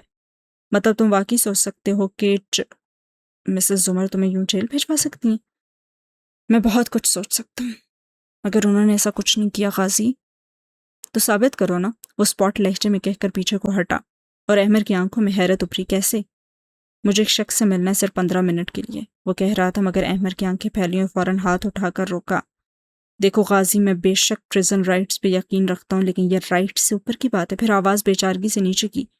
یار تم حوالات میں ہو، 15 منٹ کے لیے بھی ہم تمہیں یہاں سے نہیں نکال سکتے۔ تمہارے پاس میرے جوڈیشل ریمانڈ تک کا وقت ہے، 2 ہفتے۔ انگلیوں کی وی بنا کر دکھائی۔ مجھے اس شخص کے پاس جانا ہے، یا تو تم اور تمہاری کلائنٹ یہ سب ارینج کر کے دو، یا میں خود جیل توڑ کر چلا جاؤں گا، کبھی واپس نہ آنے کے لیے۔ کون سا آپشن بہتر ہے؟ اپنی کلائنٹ سے پوچھ کر بتا دینا۔ وہ جتنی سنگینی اور قطعیت سے کہہ رہا تھا، احمر بے بسی سے اسے دیکھنے لگا، اور زندگی میں پہلی بار اس نے سوچا تھا کہ پریزن رائٹس جائیں جہنم میں۔ ارے ان قیدیوں کو تو الٹا لٹکا کر درے مارنے چاہیے۔ کون ہے وہ شخص؟ اور سین ہوا ختم۔ اینکسی کے برآمدے میں نودور ہوئی تھی، سرما کی شام چھائی ہوئی تھی۔ وہ نہیں تھا تو موسم کی گرم جوشی بھی ہر روز ناپید ہوتی جا رہی تھی، اور خوف کا قہر فضا میں رشتہ بستہ جا رہا تھا۔ برآمدے میں آتے بندے گھنگریالے بالوں والی زمر سینے پہ بازو لپیٹے کھڑی سنجیدگی سامنے کھڑے احمر کو دیکھ رہی تھی، جو بیچارگی سے کہہ رہا تھا، پلیز مجھ پہ چلائیے گا مت، مجھے قانون بھی مت سمجھائیے گا، مجھے معلوم ہے یہ سب کتنا غلط ہے، مگر وہ اس سے ملنا چاہتا ہے۔ بات ختم کر کے اس نے ڈرتے ڈرتے زمر کے تاثرات دیکھے، اور وہ خاموشی، بس نارمل چہرہ ہی اس نے کیا ہوا تھا۔ وہ اس سے اب کیوں ملنا چاہتا ہے؟ اتنا عرصہ جب وہ باہر تھا تب کیوں نہیں ملا؟ میں نے بھی یہی پوچھا تھا۔ وہ کہتا ہے پہلے وہ آہستہ آہستہ کام کر رہا تھا، مگر اب وقت نہیں ہے۔ ٹھیک ہے، وہ اس سے ملاقات کرنا چاہتا ہے تو ہم کروا دیں گے ملاقات۔ وہ گہری سانس لے کر بولی، اور احمد کا منہ کھل گیا۔ واٹ؟ مطلب کہ؟ پھر منہ بند کیا، خفگی سے اسے دیکھا۔ آپ کو اس کا مطالبہ برا نہیں لگا؟ نہیں، وہ سچائی جاننا چاہتا ہے تو سچائی جاننے کا بہترین وقت دوران قید ہی ہے۔ اگر وہ آزاد ہوتا تو کچھ کر بیٹھتا، لیکن اب اسے برداشت کرنا ہوگا۔ زمر نے شانے اچکائے اور ساری جمع تفریق کر چکی تھی۔ یعنی آپ سچائی جانتی ہیں؟ آف کورس، میرا مسئلہ نہیں ہے۔ جلدی سے اپنی حد میں واپس آ گیا۔ مگر ہم اس کو حوالات سے نکالیں اور واپس کیسے لائیں گے؟ یہ بہت ہی خطرناک ہے۔ میں کر لوں گی، تھوڑی سی آپ کی مدد چاہیے ہوگی، اور ہاں، ٹرائل کے لیے مجھے ایک انویسٹیگیٹر کی ضرورت ہے۔ 25,000 فی گھنٹہ، رائٹ؟ ذرا نرمی سے پوچھا۔ احمد اداسی سے مسکرایا۔ مجھے آپ سے کوئی رقم نہیں چاہیے، میں صبح آؤں گا، ہم تب معاملات ڈسکس کر لیں گے۔ ویسے میں وہی ہوں جس کو ایک زمانے میں آپ کورٹ میں کھڑی پروسیکیوٹ کر رہی تھیں، اور احمد، اس کی ایک نظر کافی تھی، اور وہ دونوں ہاتھ اٹھائے جلدی سے بولا، آف کورس آپ کو یاد ہے، میں چلتا ہوں۔ تبھی برآمدے کا دروازہ کھول کر حنین تیزی سے باہر نکلی۔ احمد کو دیکھ کر ٹھٹکی، پھر ذرا سی خفا نظر اس پہ ڈالی، اور احمد الوداعی کلمات کہہ کر برآمدے کے زینے اترنے لگا، مگر وہ دیکھنے خشمگی کا انداز بار بار اس کو کھٹک رہا تھا۔ کیمپین آفس میں بیٹھے وہ اسی سوچ میں گم تھا جب فاطمہ نے اس کے سامنے کافی کا مگ رکھا اور مقابل کرسی کھینچ کر بیٹھی، اور احمد نے نظر اٹھا کر اسے دیکھا۔ وہ گلاسز لگانے والی گوری اور دلکش سی لڑکی تھی۔ تمہارے خیال میں وہ مجھے ہر دفعہ اتنی ناگواری کیوں دکھاتی ہے؟ سنجیدگی سے پوچھا، اور فاطمہ نے گھون بھرتے شانے اچکائے۔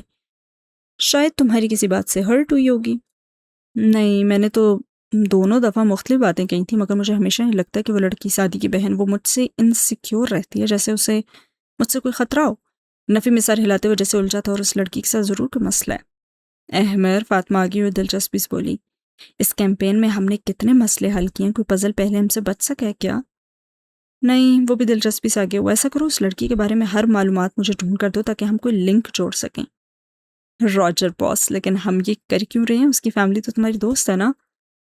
ہاں، وہ تو میرے دوست ہیں، لیکن میں متجسس ہوں، اور جب تک میں اس کو حل نہیں کروں گا مجھے چین نہیں ملے گا۔ وہ بہت ہی بے چینی سے کہہ رہا تھا، اور فاطمہ نے ٹیک لگاتے سر کو خم دیا اور کافی کے گھونٹ بھرنے لگی، اور سین ہوا ختم۔ کمرے میں ٹی وی کا بے ہنگم شور گونج رہا تھا، اور سادی بیڈ پہ لیٹا تھا اور پیر قینچی صورت بنائے رکھے تھے، اور غیر دلچسپی سے دیوار پہ نصب اسکرین دیکھ رہا تھا، دی گوسٹ اینڈ دی ڈارکنیس، جو وہ کتنی دفعہ گزرے برسوں میں دیکھ چکا تھا۔ اس قید خانے میں سخت کبیدہ خاطر لگی رہی تھی۔ ٹی وی پہ صرف ڈی وی ڈی چلتی تھی، کوئی چینل نہیں آتا تھا۔ اکتا کر اس نے ٹی وی بند کر دی، اور کمرے کی خاموشی عجیب لگنے لگی۔ اس نے سر ہاتھوں میں گرا لیا اور سوچنے کی کوشش کی کہ وہ اتنا بے سکون کیوں ہے، مگر اگلے لمحے چونکا۔ اسکرین میں سکون کب اور کس کو ملا تھا جو اسے ملنے لگا؟ بھلے وہ ٹی وی اسکرین ہو، کمپیوٹر اسکرین ہو یا موبائل اسکرین ہو، اسکرین بے سکونی اور بیزاری عنایت ہی کرتی ہے اگر یہ اللہ کے ذکر سے خالی ہو۔ اور وہ اٹھا اور باتھ روم چلا گیا، اور کچھ دیر بعد گیلے ہاتھ اور پیر اور چہرے کے ساتھ باہر نکلا اور اپنا قرآن لے کر اسٹڈی ٹیبل پہ آ بیٹھا۔ پتہ ہے کہ اللہ تعالیٰ اسکرین کی نماز اور قرآن کے ساتھ ہمیشہ ایک جنگ ہی چھڑی رہتی ہے۔ جتنی زیادہ ہماری زندگیوں میں اسکرین آتی ہے اتنی ہماری نماز کم ہو جاتی ہے، اور جتنی نماز آتی ہے اتنی اسکرین خود بخود جانے لگتی ہے۔ ہم بیک وقت دو دل نہیں رکھ سکتے، حیا سے عاری دل اور مومن کا دل، یہ ایک سینے میں ایک ساتھ تو نہیں رہ سکتے۔ خیر، آج کون سی سورہ پڑھوں؟ اس نے صفحے پلٹتے ہوئے سوچا، اور وہی بے ترتیب قرآن کی روٹین۔ وہ چند صورتیں آگے پیچھے سے پڑھتا تھا، مگر تم کو تو صرف وہی قصہ سنایا جاتا ہے جب وہ چیونٹیوں کی سورہ پڑھتا تھا۔ آج بھی اس نے النمل کھول کر تعوذ و تسمیہ پڑھا۔ میں اللہ کی پناہ مانگتا ہوں دھتکارے ہوا شیطان سے، شروع اللہ کے نام سے جو بڑا مہربان اور بار بار رحم کرنے والا ہے۔ اس نے آیات دیکھی۔ ملکہ سبا کو سلیمان علیہ السلام کا خط مل چکا تھا، اور اس کو پڑھنے کے بعد کا قصہ کچھ یوں تھا۔ وہ کہنے لگی، اسے سردار، مجھے میرے کام میں مشورہ دو، تمہارے حاضر ہوتے ہوئے میں خود سے کوئی قطعی فیصلہ نہیں کرنے والی۔ انہوں نے کہا ہم قوت والے ہیں اور سخت زور والے ہیں اور معاملہ تمہارے ہاتھ میں ہے تو دیکھ لو کہ تم کیا حکم دیتی ہو۔ سو کیا مطلب ہوا ان آیات کا؟ سعدی دان سے نچلا لب دبائے سوچنے لگا۔ سلیمان علیہ السلام کے مکتوب قریب جس میں لکھا تھا کہ میرے پاس متیو فرما بردار بن کر چلی آؤ، اس کے بعد ملکہ اپنے لیڈر سے مشورہ لیتی ہے کہ اسے کیا کرنا چاہیے۔ مشورے کے لیے یہاں جو لفظ استعمال ہوا ہے یعنی مجھے فتویٰ دو، اللہ تعالیٰ آپ نے مشورے کا لفظ نہیں استعمال کیا، فتوے کا کیا۔ فتویٰ کہتے ہیں کسی مشکل مسئلے کے جواب کو۔ مجھے سے یہ سمجھ آیا کہ اللہ تعالیٰ کی فتویٰ جواب ہوتا ہے، جب مانگا جائے تب دیا جاتا ہے، یہ نہیں کہ جگہ جگہ اٹھتے بیٹھتے ہم ہر کسی پہ فتوے لگاتے جائیں۔ اور ملکہ کا قصہ ایک طرف، ہمارے ہاں ہر گلی کا مولوی اور ہر یونیورسٹی کا اسلامک پروفیسر بھی فتوے لگا دیتا ہے، جبکہ اسلام میں ہر کوئی فتوے دینے کا اہل نہیں ہوتا۔ مفتی کا مقام حاصل کرنے کے لیے خاص تقاضے پورے کرنے ہوتے ہیں۔ وہ کہہ رہا تھا اور کمرے کا وحشتناک سناٹا اب آہستہ آہستہ سکینت بھری خاموشی میں بدل گیا۔ اس انسان کو ہمیشہ مشورہ کرنا چاہیے، مشورہ انسان کو رسوائی سے بچاتا ہے۔ بہترین مشورہ اللہ سے مشورہ ہوتا ہے اور بہترین فتویٰ دل کا فتویٰ ہوتا ہے، آخری فتویٰ۔ خیر اس نے صفحے کو دیکھا، ملکہ نے مشورہ مانگا تو سرداران قوم نے اپنی طاقت بھی واضح کر دی اور آخری فیصلہ بھی ملکہ کے ہاتھ میں دے دیا۔ پھر آگے کیا ہوا؟ وہ پڑھنے لگا۔ وہ کہنے لگی کہ بے شک جب بادشاہ کسی بستی میں داخل ہوتے ہیں تو وہاں فساد کرتے ہیں اور وہاں کے رہنے والے عزت اور لوگوں کو اور وہاں کے رہنے والے عزت دار لوگوں کو ذلیل کر دیتے ہیں، اور وہ اسی طرح کیا کرتے ہیں۔ اور سعدی کو کچھ یاد آیا۔ اللہ تعالیٰ یہ آخری الفاظ اور وہ اسی طرح کیا کرتے ہیں، ان کے بارے میں دو آراء ہیں نا۔ پہلی رائے تو یہ ہے کہ یہ ملکہ کا ہی کال تھا، مگر مجھے دوسری رائے زیادہ بھلی معلوم ہوتی ہے کہ یہ اللہ تعالیٰ کا تبصرہ ہے ملکہ کی بات پہ، کہ واقعی طاقت کے نشے میں گم جو لوگ ہوتے ہیں وہ دوسروں کی عزتوں کی پرواہ کہیں کرتے ہیں۔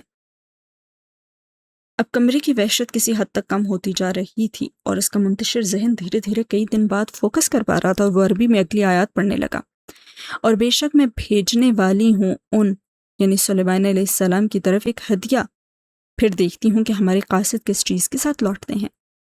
واہ ملکہ، مشورہ آپ نے ضرور مانگا سرداران قوم سے، لیکن آخر میں کی تو آپ نے اپنی مرضی۔ وہ مصنوعی سا خفا ہوا۔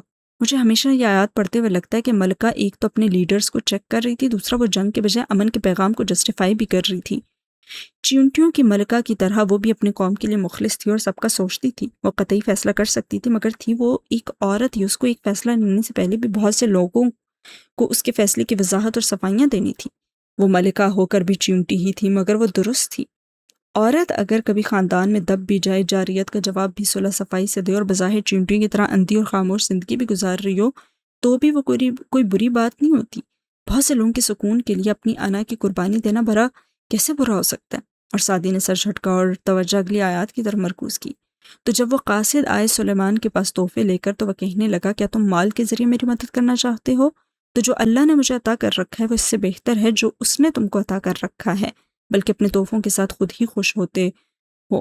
واپس جاؤ ان کے پاس، ورنہ البتہ ہم ضرور ان کے پاس ایسے لشکر لائیں گے جن کے مقابلے کی طاقت ان میں نہ ہوگی، اور ہم ان کو ان کی بستی سے ذلیل کر کے نکالیں گے اور وہ پست ہو کر رہ جائیں گے۔ سبحان اللہ، سعدی نے گہری سانس لی۔ تحفے تحائف دینا پسندیدہ عمل ہے، آپ صلی اللہ علیہ وآلہ وسلم بھی دیا کرتے تھے، لیا بھی کرتے تھے، مگر سلیمان علیہ السلام نے کیوں یہ تحفہ قبول نہیں کیا؟ کیونکہ یہ رشوت تھی۔ رشوت اس شے کو کہا جاتا ہے جو جائز کو ناجائز یا ناجائز کو جائز بنانے کے لیے دی جائے یا لی جائے۔ ملکہ کا تحفہ بھیجنے ثمر کی نشاندہی تھی کہ وہ معاملہ خوش آمد سے رفع دفع کرنا چاہتی تھی، مگر سلیمان علیہ السلام ایسے پھندوں میں نہیں آتے تھے۔ وہ رکا، مگر وہ کیوں نہیں آتے تھے ایسے پھندوں میں؟ کیا اس لیے کہ وہ پیغمبر تھے؟ نہیں، بلکہ اس لیے کہ اس نے آیت میں جواب ڈھونڈا، اس لیے کہ انہوں نے اپنی نعمتوں کے بارے میں اعتراف کیا کہ یہ مجھے عطا کی ہیں اللہ نے، اور یہاں ان کے لاؤ لشکر جنات پرواز کی سواریاں مراد نہیں تھیں، یہاں مراد ہے پیغمبری، کتاب کا علم، اللہ کا قرب۔ تو جو اللہ کے آگے سجدے میں سر رکھتا ہو، اس کا سر ان پھندوں میں نہیں پھنستا۔ ان کی یہ ساری شان، یہ انکار، یہ طریقہ ان کے اصولوں کی وجہ سے تھا، اور اللہ یہ تو مجھے کہنے کی ضرورت ہی نہیں ہے کہ کوئی پیغمبر کسی کو ذلیل نہیں کر سکتا۔ یہاں ذلیل کرنے اور پست کرنے سے مراد جنگ کی خون ریزی ہے۔ سلیمان علیہ السلام ملکہ کے پورے ملک کے عوام کی آخرت کی فکر کر رہے تھے۔ اگر ملکہ اور سرداران قوم نے اسی طرح پورے ملک کو سورج کی پرستش پہ لگائے رکھا تو اس قوم کو درست راہ دکھانے کے لیے حکمران طبقے کو جنگ کے ذریعے ملک سے نکالنا بھی برا سودا نہ تھا۔ وہ آیات اتنی دلچسپ تھیں کہ سعدی کو وقت گزرنے کا احساس نہیں ہوا، حالانکہ اسے سب یاد تھا کہ آگے کیا ہوگا، مگر قرآن ہر دفعہ انسان پہ نئے طریقے سے اترتا ہے۔ اب سلیمان علیہ السلام کے دربار کا منظر بتایا جا رہا تھا۔ سلیمان علیہ السلام نے کہا، اے سرداروں، کون ہے تم میں سے جو ان کے متی ہو کر آنے سے قبل اس ملکہ کا تخت اٹھا کر میرے پاس لے آئے؟ وہ لہجے بھر کو ٹھہر کر مسکرایا۔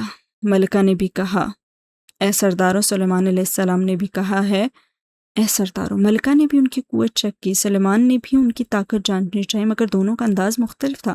سلیمان علیہ السلام نے مشورہ نہیں مانگا، رائے نہیں مانگی، صرف جواب مانگا، کیونکہ جو وہ کرنے جا رہے تھے وہ نبوت کا معجزہ تھا، اور کچھ معاملے ایسے ہی ہوتے ہیں جہاں آپ کو دوسروں کی آراء کے اثر سے نکل کر فیصلے کرنے ہوتے ہیں۔ سلیمان علیہ السلام نے بھی اپنی مرضی کی اور ملکہ نے بھی اپنی مرضی کی، مگر مجھے ہمیشہ لگتا ہے چونکہ وہ ایک عورت تھی اس لیے اس کو صفائی اور وضاحتیں دینا پڑ رہی تھیں۔ پھر اگلے الفاظ پر نظر دوڑائی۔ کہا، جنات میں سے ایک دیو نے کہ میں اس تخت کو لاؤں گا تیرے پاس تیرے اس جگہ سے اٹھنے سے قبل، اور بے شک میں اس پہ قوی اور امین ہوں۔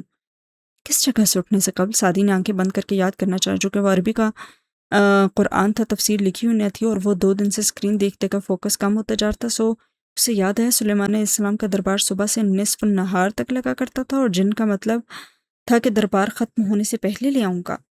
فلسطین جہاں سلیمان علیہ السلام تھے، قوب سبا کے ملک کا فاصلہ 1000 میل میں محیط تھا۔ وہ جن اس کو چند گھنٹے میں عبور کر سکتا تھا، اور بیچارے کو بھی اس ہدہد کی طرح اپنی امانت کی صفائی دینی پڑ رہی تھی کہ میں اس تخت کے ہیرے موتیوں سے کچھ چراؤں گا نہیں۔ سلیمان علیہ السلام کا کتنا روب تھا اپنی رعیت پر۔ حضرت عمر بن خطاب رضی اللہ تعالیٰ عنہ فرماتے تھے کہ جو زیادہ ہنستا ہے اس کا روب کم ہو جاتا ہے، مگر اپنے بڑوں کی ساری باتیں ہمیں عین موقع پہ کیوں بھول جاتی ہیں؟ گردن جھکائے رکھنے سے اس کی گردن دکھنے لگی تھی، مگر یہ طے تھا کہ پڑھتے وقت اس کو آگے پیچھے کا ہوش نہیں رہتا تھا۔ کہا اس شخص نے جس کے پاس کتاب کا علم تھا، میں لاؤں گا اس تخت کو تیرے پاس تیرے پلک چھپکنے سے بھی پہلے۔ سعدی کو محسوس ہوا اس کے بازوں کے رونگٹے کھڑے ہو رہے تھے، پھر جب دیکھا سلیمان علیہ السلام نے اس تخت کو اپنے پاس رکھا ہوا تو کہا کہ یہ میرے رب کا فضل ہے، تاکہ وہ مجھے آزمائے کہ میں کیا شکر کرتا ہوں، کہ کیا میں شکر کرتا ہوں یا ناشکری کرتا ہوں، اور جو شکر کرتا ہے تو یقیناً وہ شکر کرتا ہے اپنی ہی ذات کے لیے، اور جو کفر یعنی کفران نعمت یا ناشکری کرتا ہے تو میرا رب تو بہت بے نیاز اور بہت ہی عزت والا ہے۔ اور سعدی نے ہلکی سی جھرجھری لی اور ہونٹ سکیڑ کر سانس خارج کی۔ یہ شخص کون تھا اور اس کے پاس کون سی کتاب کا علم تھا؟ آپ نے ہمیں یہ سب نہیں بتایا۔ اللہ باز کہتے ہیں یہ خود سلیمان علیہ السلام تھے، مگر یہ قول کمزور ہے۔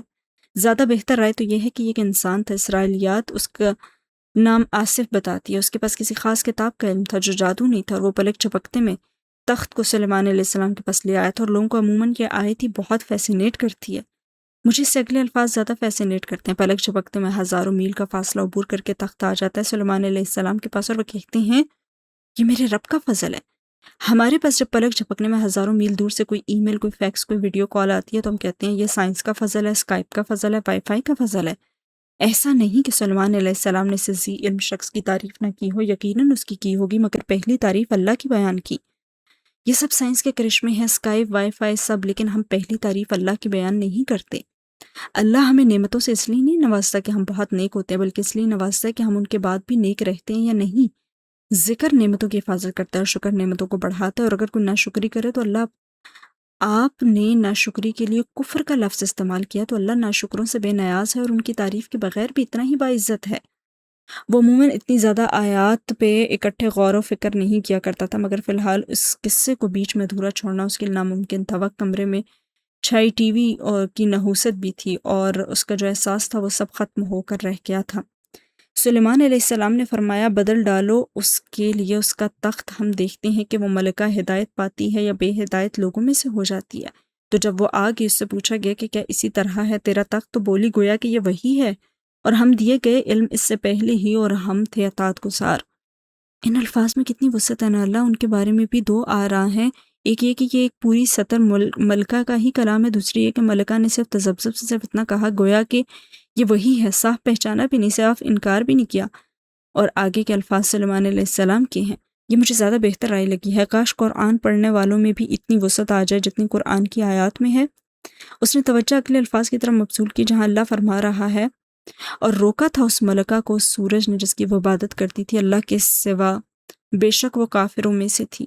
روکا تھا، وہ ایک دم چونکا۔ اللہ کی عبادت کرنے سے آپ کو کیا چیز روکتی ہے؟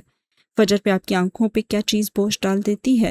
کیا آپ اٹھتے ہی نہیں ہیں؟ صرف نیند ہی میں اتنی طاقت نہیں؟ یہ وہ چیزیں ہوتی ہیں جن کی آپ اللہ کے سوا عبادت کرتے ہیں، عبادت کہتے ہیں، آج سے انکساری سے کسی کے سامنے جھک جانے کو۔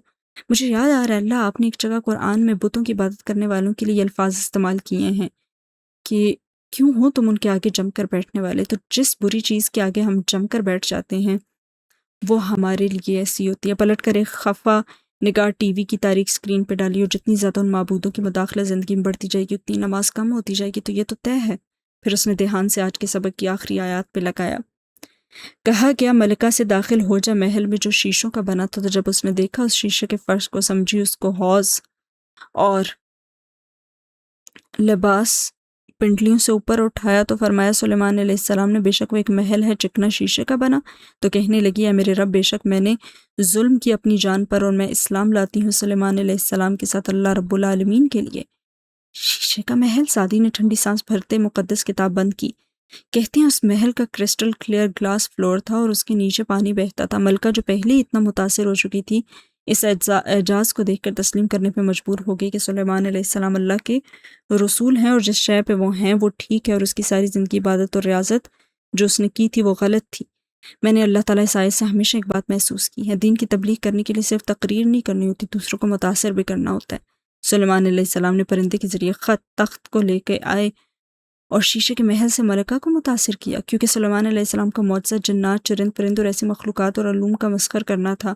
انہوں نے اپنے معجزے سے ان کو متاثر کیا، ملکہ کو۔ یہ قصہ پڑھ کر میرے جیسا عام انسان تھوڑا احساس کمتری کا شکار ہوتا ہے، بھئی ہمارے پاس تو نہیں ہے شیشے کے محل اور لشکر بھی ایسے اڑنے والے تخت، دربار و بادشاہ، مگر ہمارا معجزہ یہ شان و شوکت ہے بھی نہیں۔ ہماری امت کا معجزہ ہے قرآن، اور میں قرآن سے لوگوں کو متاثر و مسحور کرنا ہوگا، کبھی قرآن سنا کر، کبھی خود چلتا پھرتا قرآن بن کر۔ تب ہماری تبلیغ دھیان سے سنی جائے گی۔ چہرے کو ہاتھوں میں گرا کر وہ اب دعا مانگنے لگا۔ چونکہ تلاوت ختم ہو چکی تھی تو کمرے کی وحشت ویسی ہی محسوس ہونے لگی، گویا کہ وہ پہلے سے بہت کم تھی، مگر وہاں موجود تھی اور یہ چیزیں تیزی سے ختم نہیں ہوا کرتی۔ سادی نوک پر اٹھائی اور اس پہ وہی الفاظ لکھے جو فارس نے لکھے تھے، HAMAN۔ سلیمان علیہ السلام نے ملکہ کے ملک کے لوگوں کی دنیا و آخرت بچائی اپنی نعمت استعمال کر کے، اس کو اپنی جان بچانی تھی اپنا ٹیلنٹ استعمال کر کے، اور وہ سرخ سکار والی لڑکی ٹھیک کہتی ہے، اس کو صرف ایک ہی چیز یہاں سے نکال سکتی ہے، اس کی زبان۔ ایک عزم کے ساتھ اس نے ان حروف پہ کانٹا لگایا، مگر یہ صرف کانٹا نہیں تھا، یہ سلیب تھی، اور سین ہوا ختم۔ سلمیٰ دھیرے دھیرے شہر کو لپیٹ میں لے رہی تھی اور اینکسی میں عجیب ہو کا عالم تھا۔ اسامہ ٹی وی سے بیزار کونے میں اسکول کا کام لیے ہوئے بیٹھا تھا۔ ابا کمرے میں لیٹے تھے اور ندرت نے ریسٹورانٹ جانا چھوڑ رکھا تھا، وہیں کچن کی گول میز پہ بے خیال کھوئی کھوئی سی بیٹھی تھی اور زمر سے کہتی ان کو فارس سے ملنا ہے، پھر خود ہی ارادہ بدل دیتی اور ان کی نمازیں لمبی ہو گئی تھیں اور باتیں گھٹ گئی تھیں۔ سب کے کمروں کی ترتیب اب بدل چکی تھی۔ ہنہ اس وقت نیچے بیسمنٹ میں تھی، اوپر زمر کے کمرے کی بتی مدم تھی اور اندر وہ چہرے کے گرد دوپٹہ لیٹے بیٹھی نماز پڑھ رہی تھی۔ سلام پھیر کر اس نے خالی خالی نظروں سے ویران کمرے کو دیکھا، خالی صوفے کو دیکھا، اس کی انچھوئی الماری کو دیکھا۔ وہ ہوتا تھا تو اس کی موجودگی کا احساس نہیں ہوتا تھا، وہ نہیں تھا تو ہر شے گواہی دے رہی تھی کہ وہ نہیں ہے۔ کیسے اس کے خاندان نے 4 سال گزارے ہوں گے اس کے بغیر؟ زمر کا چہرہ جھک گیا، آنکھوں میں آنسو آ گیا اور اس نے ہاتھ پیالہ صورت اٹھائے۔ میں نے بہت غلط کیا اس کے ساتھ اللہ تعالیٰ، وہ بے گناہ تھا مگر میں نے اس کا اعتبار نہیں کیا، میں نے اس کو اس جہنم سے نہیں نکالا، میں کیسے اس گلٹ سے نکلوں؟ وہ اچھا انسان ہے مگر مجھے اس سے کوئی محبت، کوئی نفرت سے کچھ بھی نہیں ہے۔ آپ جانتے ہیں دل میں اب بھی اسے پسند نہیں کرتی، مگر مجھے اس سے ہمدردی ہے، پلیز میری مدد کریں، کوئی راستہ نکالیں، مجھ سے بات کریں۔ آنسو ٹپ ٹپ آنکھوں سے گر رہے تھے اور دل بھی دکھی تھا۔ کبھی سیڑھیاں چڑھنے کی آواز آئی اور وہ اپنے خاندان کے ہر بندے کی مختلف چاپ پہچانتی تھی، فوراً آنکھیں رگڑ دی۔ دروازہ کھلا اور حنین اندر داخل ہوتی دکھائی دی، پھر بیڈ پہ گرنے کے انداز میں لیٹ گئی اور دفعتاً گردن اونچی کر کے دیکھا، وہ جائے نماز طے کر کے کھڑی ہو رہی تھی۔ میں کتنی دیر پہلے آئی تھی، آپ تب بھی نماز پڑھ رہی تھیں؟ اتنا وقت تو لگ ہی جاتا ہے، وہ رسان سے کہتی میز پہ جائے نماز رکھی، دوپٹے کھولنے لگی اور ہنہ کوہنی کے بال اونچی ہوئی اور ہتھیلی تلے گال کے رکھ کر اسے دیکھا۔ آپ اتنی لمبی نماز میں کیا پڑھتی ہیں؟ ساری مسنون دعائیں۔ وہ رخ موڑے کھڑی اب دوپٹے سے بال آزاد کر رہی تھی۔ کون سی دعائیں؟ میں تو سبحانک اللہم پڑھتی ہوں، پھر سورہ فاتحہ، پھر قل هو اللہ، پھر رکوع، سجدہ، التحیات، درود، رب اجعلنی، اور پھر سلام۔ چٹکی میں ہنہ کی نماز ختم ہو گئی تھی۔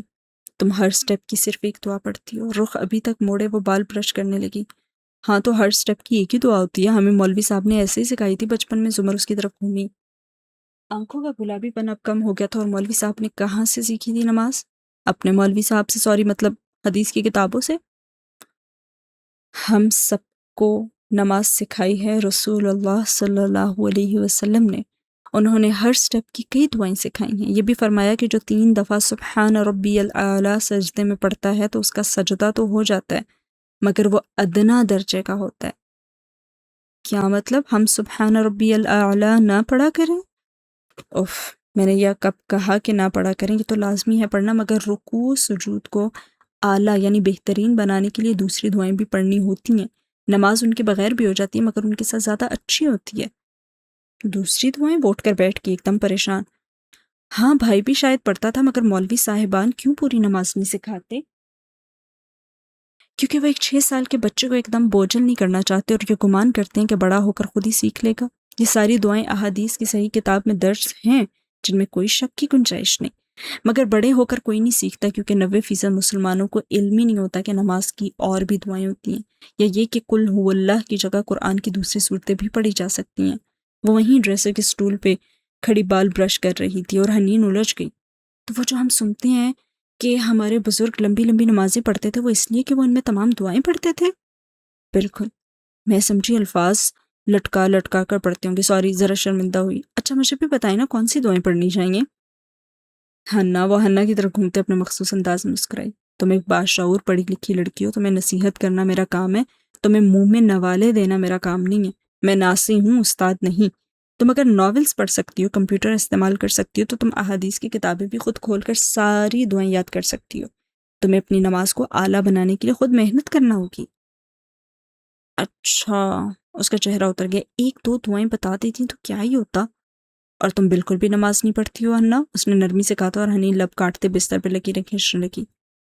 دیکھیں میں فجر پہ نہیں اٹھ پاتی، فجر نہ پڑھوں تو باقی پڑھنے کا کیا ہی فائدہ؟ فائدے نقصان کے لیے نماز نہیں پڑھی جاتی، ایکسرسائز اور صحت کے لیے بھی نہیں پڑھی جاتی. نماز تو اللہ کو خود سے راضی رکھنے کے لیے پڑھی جاتی ہے. دیکھو حجاب کرنا یا نہ کرنا ایک اچھی مسلمان اور ایک کم اچھی مسلمان لڑکی میں فرق کرتا ہے، سچ اور جھوٹ، مومن اور منافق میں فرق کرتا ہے، مگر نماز مسلمان اور کافر میں فرق کرتی ہے. جو نماز نہیں پڑھتا وہ مسلمان نہیں ہوتا. یار اب مجھے ایک دم سے کافر تو نہ بنا دیں. سوری ہنّا مگر یہ بات میں نہیں کہہ رہی کہ حدیث کی کتابوں میں لکھی ہے. نماز کے بغیر ہم مسلمان کیسے ہو سکتے ہیں؟ مگر سمر مجھ سے فجر پہ نہیں اٹھا جاتا. آپ کو لگتا ہے میں کوشش نہیں کرتی ہوں، الارم بجتا ہے، امی بھائی سب اٹھاتے ہیں، میں نہیں اٹھ سکتی. روحان سی الارم کلاک باتھ روم میں رکھ کر سویا کرو، اٹھ جاؤ گی. ایک وقت کے لیے اتنی نصیحت کافی تھی. وہ بال لپٹتی اٹھی. اب بتاؤ جو کام میں نے تمہیں دیا تھا وہ کر لو گی؟ اچھا اب یوں دل محسوس کرنا بیٹھو، تمہیں تو اتنی ساری قرآنی صورتیں حفظ ہیں، جب تک نماز کی دعائیں نہیں ملتی انہیں کو سورہ اخلاص کی جگہ پڑھ لیا کرو. یاد تو ہے نا وہ اور وہ چونکی تھی. جی یاد ہے. جلدی سے نگاہیں جھکائیں اور ٹیبلٹ سامنے کر لیا. ایک حافظ قرآن کے لیے کسی دوسرے کو یہ بتانا یا سمجھانا کہ وہ قرآن بھول چکا ہے بہت ہی مشکل اور بہت ہی تکلیف دہ تھا. اور سین ہوا ختم. اس رات ساتھی اپنے کمرے میں آنکھوں پہ بازو رکھے لیٹا نیند میں تھا جب ایک دم اس کے وجود میں بے چینی سے پھیلی. وہ جھٹکے سے اٹھ بیٹھا، چہرے پہ ہاتھ پھیرا. If, the ghost and the darkness. اتنی دفعہ دیکھنے کے باعث خواب میں بھی جنگلوں اور شیروں والے ہی آ رہے تھے اور وہ فلم کا منظر مسلسل پوری رات خواب میں دیکھتا رہا. کیا زندگی میں یہ غارت گر کم تھے جو اب خواب میں بھی ان کو دیکھنا ہوگا. وہ دائیں جانب کروٹ لینے لگا اور گال تلے دونوں ہاتھ رکھے اور اس فلم کی کہانی کو سوچنے لگا. وہ نیشنل جیوگرافک ٹائپ کے چینل نہیں دیکھتا تھا. اس کا خیال تھا کہ انسانوں کے مسائل زیادہ توجہ طلب ہیں. مسز کاردار دیکھتی تھی. ایسے شوز اکثر اس کو بتایا کرتی اور سونے کی کوشش کرتے ہوئے آنکھیں موندے گھوم پھر کر اسی نہج پہ سوچنے لگا. جواہرات، وہ مادہ غارت گر کی کہانی اور اگلی ملاقات میں اس کی اتنی بے عزتی کرنا. وہ میری سے بات کر رہا تھا، اس کو اچھا نہیں لگا. اس کا ذہن نیند میں ڈوب رہا تھا. میری کے الفاظ کی بازگشت ہر سنائی دیتی تھی. وہ مجھ سے خائف رہتی تھی، سادی جیسے ان کو مجھ سے کوئی ڈر ہو. ان کی ایما پہ فیونا نے مجھے نوکری سے نکلوا دیا. آخری دفعہ میں نے ان کو دیکھا تھا اورنگزیب کے باتھ روم کے پچھلے دروازے سے نکلتے ہوئے. پچھلے دروازے، بیک ڈور، پچھلا دروازہ. وہ ایک دم بجلی کی سی تیزی سے اٹھا تھا. اس کا سانس تیز تیز چل رہا تھا اور چہرے پسینہ تھا اور گھبرا کر وہ بستر سے اترا اور ساری بتیاں جلا دی. پیشانی پہ ہاتھ پھیرا، جسم کانپ رہا تھا اور پھر جلدی سے دروازہ کھٹکھٹایا اور گارڈ نے فوراً کھولا. میری کو بلاؤ. وہ ٹھیک نہیں لگ رہا تھا اور گارڈ نے آواز دی اور میری نیند سے بھری آنکھوں سے بھاگتی ہوئی آئی. کیا ہوا؟ وہ پریشان ہو گئی تھی اور سادی نے اسے اندر آنے دیا اور پھر دروازہ بند کر دیا. اس کمرے میں کوئی سننے کا آلہ، کوئی ریکارڈنگ تو نہیں ہے نا؟ نہیں، یہ لوگ اتنے فارغ نہیں ہیں کہ تمہاری باتیں سنیں. کیا ہوا ہے؟ تم نے مسز کاردار کو اورنگزیب کاردار کے باتھ روم سے نکلتے دیکھا تھا نا؟ وہ سانس روک کے اس کو دیکھتے پوچھ رہا تھا، اور میری کے چہرے کا رنگ بدلا اور آہستہ صوفے پہ بیٹھی۔ ہاں، وہ تیزی سے اس کے سامنے پنجوں کے بل بیٹھا ہوا تھا۔ اگر مسز کاردار کے وہاں سے نکلتے وقت اورنگزیب زندہ تھے تو انہوں نے وہ دروازہ ضرور لاک کیا ہوگا۔ میں نے سنا تھا ہاشم نے باتھ روم کا دروازہ توڑ کر مردہ باپ کو وہاں سے نکالا تھا۔ یاد کرو میری، یاد کرو، دروازہ توڑنے سے پہلے پچھلا دروازہ چیک کیا تھا کسی نے؟ وہ لاکڈ تھا، میری خواب کسی کیفیت میں بولی۔ کس نے چیک کیا تھا؟ تم نے؟ میں کرنے لگی تھی مگر مسز کاردار نے مجھے نوشروان کو بلانے بھیج دیا، انہوں نے ہی چیک کیا تھا۔ اور سعدی نے تھکی تھکی سانس اندر کھینچی، اور جب دروازہ ٹوٹا تو میں نے دیکھا پچھلے دروازے کی کنڈی کھلی تھی۔ سعدی، میں فلپینو میڈ ہوں، میں گھر کے چپے چپے پہ نظر رکھتی ہوں، مجھے اچھی طرح یاد ہے کنڈی کھلی تھی، مگر جب میں ڈاکٹر کو کال کر کے آئی تو کنڈی بند تھی۔ وہ اب بھی گویا نیند میں ہی بول رہی تھی۔ اور تمہیں ڈاکٹر کو کال کرنے مسز کاردار نے بھیجا تھا؟ میری نے اس بات میں سر ہلایا، اور سعدی اٹھا اور اسٹڈی ٹیبل کی کرسی کھینچ کر بیٹھا، اور وہ گہری سوچ میں گم لگ رہا تھا۔ میری جیسے نیند سے جاگی۔ تم بھی وہی سوچ رہے جو میں سوچ رہی ہوں سعدی؟ شش، اس نے ہونٹوں پہ انگلی رکھی۔ دیواروں کے کان ہوتے ہیں میری، اور یہ بات کسی اور کو نہیں معلوم ہونی چاہیے۔ پھر انگلیاں بالوں میں پھنساتے سر نیچے کیا۔ میری اب بھی بے یقین تھی مگر وہ حیران نہیں تھی۔ میں پچھلے 1.5-2 سال سے یہی سوچتی آئی ہوں سعدی، مگر میں اتنا بڑا نتیجہ نکالنے سے ڈرتی تھی۔ اس نے جھرجھری لی۔ تم یہاں سے نکلنا چاہتی ہو میری؟ اس نے ایک دم سر اٹھا کر پوچھا تو میری کو اس کی آنکھوں میں چمک دکھائی دی۔ مجھے صرف اپنی ملازمت واپس چاہیے۔ ٹھیک ہے، ہم اس معلومات کو استعمال کریں گے۔ چھوڑو اس سب کو سعدی، بھول جاؤ۔ وہ خائف ہوئی اور سعدی زخمی سا مسکرایا۔ جب یوسف علیہ السلام کے ساتھی قیدیوں نے اپنے اپنے خوابوں کی تعبیر سنی تو فوراً بولے کہ ہم مذاق کر رہے تھے اور اپنے خواب سے مکر گئے، مگر یوسف علیہ السلام نے کہا جب درست تعبیر بیان کر دی جائے تو وہ بات ضرور ہوگی۔ میں یوسف نہیں ہوں، میں صرف ایک قیدی ہوں، اور قید خانے کے خواب خطرناک ہوتے ہیں میری۔ یہ طے ہے کہ ہم میں سے ایک سولی چڑھے گا اور دوسرا اپنے پرانے مقام پہ واپس آ جائے گا۔ تم خطرہ مول لینے کو تیار ہو میری؟ اور میری نے تذبذب سے اس بات میں سر ہلایا، اور سعدی نے سر پھر سے ہاتھوں میں گرا لیا۔ نیند جانے کتنے دن کے لیے اڑ چکی تھی، اسے ابھی تک یقین نہیں آ رہا تھا وہ 2 سال کیوں نہیں سمجھ سکا، اور سین ہوا ختم۔ سرما کی اس سپہر ملاقاتی کمرے میں وہ جیسے ہی داخل ہوا، نگاہ سامنے بیٹھی سارا اور عمل پہ پڑی۔ فارس کی آنکھوں میں تفکر ابھرا، زمر کا ایک اور احسان کہ سپاہیوں نے انہیں اکیلا چھوڑ دیا تھا، اور سارا نے چہرہ اٹھا کر اسے دیکھا۔ سفید دوپٹے کے بالے میں اس کا چہرہ زر سے لگا تھا، اور سر کے خم سے سلام کیا۔ عمل بھاگتی ہوئی آگے آئی اور اسے لپٹ گئی، اور اس نے جھک کر اسے گلا لگایا اور پھر ساتھ لیے سامنے آ بیٹھا۔ وہ خوش نہیں لگ رہا تھا۔ آپ کو ادھر نہیں آنا چاہیے تھا۔ تمہیں لگتا ہے میں آنا چاہتی تھی؟ سارا کی آنکھوں میں شکوہ ابھرا۔ عمل پاگل ہو رہی تھی، تمہارے لیے یہ پہلی دفعہ نہیں ہے جب تم اسے چھوڑ کر گئے ہو۔ نہ گلا نہ شکوہ، بس وہ دکھی تھی، اور فارس کے چہرے کا تناؤ قدرے کم ہوا، اور گردن جھکا کر اسے دیکھا، اور بالوں کی اونچی پونی باندھے تھوڑی سینے سے لگائے اس کے ہاتھ کے زخم کے نشان پہ انگلی پھیر رہی تھی۔ آپ کیسی ہیں؟ نگاہیں اٹھا کر سنجیدگی مگر نرمی سارا کو مخاطب کیا۔ تم جیل میں ہو، ہم سب کیسے ہو سکتے ہیں؟ تم باہر تھے تو ایک سکون تھا، پتہ نہیں کس چیز کا، مگر سکون تھا اپنی راہ۔ میں کچھ دن میں باہر آ جاؤں گا، آپ پریشان مت ہوں۔ میں غصہ ہوں، میں خفا ہوں تم پہ فارس۔ وہ بے بسی سے اس کو دیکھ رہی تھی، جس کی شیو ذرا بڑی تھی اور ہونٹوں پہ کٹ کا نشان تھا، مگر آنکھوں میں وہی سپاٹ بند تھا۔ کیوں بار بار مصیبت میں پھنس جاتے ہو؟ ہمیں کب یقین ہوگا کہ تم اب ہمیں چھوڑ کر نہیں جاؤ گے؟ وہ ہلکا سا مسکرایا۔ سب ٹھیک ہو جائے گا سارا۔ پتہ نہیں سب کب ٹھیک ہوگا، جو سعدی کے ساتھ ہوا، جس طرح ان لوگوں نے اس کو گولیاں ماری، پھر اس کو جانوروں کی طرح پیٹا، اور سارا کی آنکھیں بولتے بولتے گلابی ہو گئیں، پھر اس کو اغوا کر کے لے گئے۔ سب پتہ نہیں اب کس کس کے ساتھ دہرایا جائے گا۔ پھر سر جھٹکے ہوئے ایک پیکٹ عمل کی طرف بڑھایا، اور عمل 2 چاشو کو، اور وہ جو سارا کی بات پہ ایک دم سے اسے دیکھنے لگ گیا تھا ذرا چونکا، اور عمل نے فوراً پیکٹ تھاما اور اس کا تھمایا۔ یہ بابا کا سویٹر ہے، ماما نے کہا سردی بڑھ گئی ہے بارشوں کے بعد تو آپ کو چاہیے ہوگا۔ وہ شرما کر کہہ رہی تھی، اور فارس نے ایک نظر ہاتھ سے بنے پورے سویٹر کو دیکھا، پھر اس کے سر کے بال ہولے سے تھپکائے، بولا کچھ نہیں۔ اپنا خیال رکھنا فارس۔ وہ اب جانے کے لیے اٹھ رہی تھی، اور فارس بھی کھڑا ہو گیا۔ عجیب بات ہے سارا، سعدی کے بارے میں سوشل میڈیا، پولیس رپورٹر سب نے کہا ہے کہ اسے پہلے مارا پیٹا گیا، گولی بعد میں ماری گئی، کیونکہ گولیاں تو عموماً آخر میں ہی ماری جاتی ہیں نا، مگر اس کے ڈاکٹر نے ایک دن یوں ہی مجھے بتایا کہ ایسا لگتا ہے جیسے اسے پہلے گولیاں ماری گئیں اور پھر مار پیٹ کی گئی۔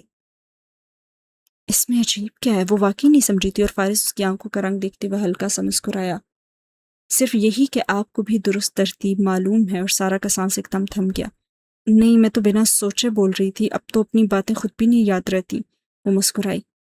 ऑफ कोर्स मैं तो यूं ही कह रहा था। और फारिस ने सर को खम देकर एहतराम से उसकी रास्ता छोड़ दिया और सारा के जाने के करीबन आधे घंटे बाद वो जुमर के साथ उसी कमरे में बैठा था और सारा के बरक्स वो जो उस माहौल की आदी थी सामने बैठी संजीदगी से नोट पैड पे कलम घसीटती उसे कल कलाए अमल लिख कर बता रही थी। दीवारों के कानों की क्या खबर, साथ ही बार बार शीशे की छोटी सी बोतल से पानी का घूंट भी भरती और रख देती।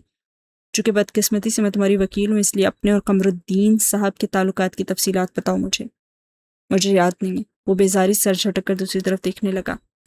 फारिस ऐसा नहीं चलेगा, मैं तुम्हारा केस कैसे लड़ूंगी जब तुम मुझे कुछ बताओगी ही नहीं। तो मत लड़ें, मैंने नहीं कहा लड़ने को, उसने संजीदगी से उसे देखते हुए शाने उछाले और जुमर ने बामुश्किल जब्त किया। मेरी भी मजबूरी है फारिस काजी, क्योंकि मैं नहीं भूली कि हम एक टीम है, इसलिए मुझे कुछ तो बताओ ताकि मैं ट्रायल की तैयारी कर सकूं। वो टेक लगाए टांग पे टांग जमाए उसे देखता रहा। मुझे याद नहीं। फिर सड़ो हवालात में। वो खोल कर उठी और शीशे की बोतल और फाइल्स उठाई और दरवाजे की तरफ बढ़ी। जैसे इस मुल्क में वाकई कानून नाम की कोई चीज़ है। वो सर झटक कर बड़बड़ाया था और जुमर दरवाजे पे रुकी, मुड़ी नहीं। क्या कहा तुमने? जाए जुमर बीपी, मेरे पास आपसे बहस करने का वक्त नहीं है। उसने नाक से मक्खी उड़ाई और जुमर 2 कदम आगे आई, फाइल्स मेज पे धरी और गुर्राई। मैंने पूछा क्या कहा तुमने? मैंने कहा जैसे इस मुल्क में वाकई कानून नाम की कोई चीज़ है। और जुमर के कान सुर्ख पड़े, चेहरा दहकने लगा और खाली हाथ और बोतल वाला हाथ मेज पे रख कर आगे को बढ़ी।